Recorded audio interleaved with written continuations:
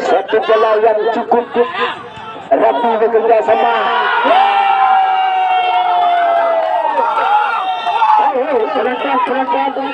Penonton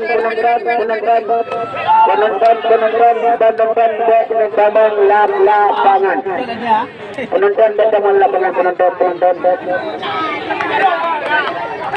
Dan dah elok juga kamu lagi bagi abang-abang kamu, saudara-saudara kamu. Kirim dulu. Anda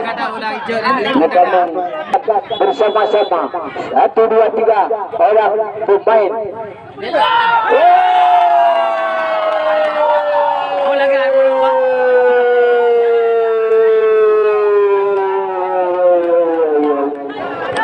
Inilah kita lihat tadi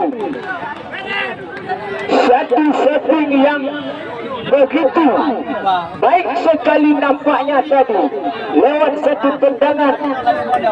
Jadi saudara, satu pelanggaran nampaknya, satu bola dengan kiri. Ikan.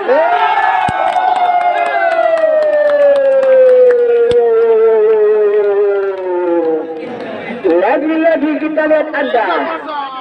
Di babak yang kedua ini mungkin menit-menit yang kelima lebih kurang juga. Inilah cacat lewat tendangan singkasan.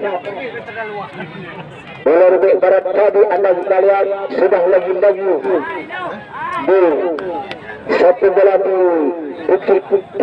putih anda sekalian. Bisakah peluang ini dimanfaatkan dengan baik Anthony Lau?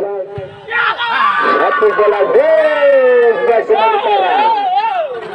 sementara anda sekalian lewat tendangan Lau Anthony Lau, kita lihat anda sekalian menjadi sementara 3-1. Inilah menit-menit pertengahan ini anda sekalian. Pemain dari kesebelasan Singapura sudah memperkecilkan buat sementara dengan skor 3-1. Lagi-lagi Muslim Dedi Muslim.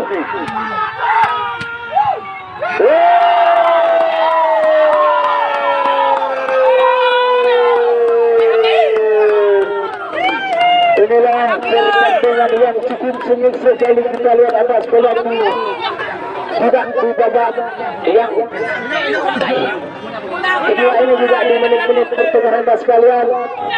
Juga Nabi Muslim Jadi alias saya ikut menciptakan yang kedua kali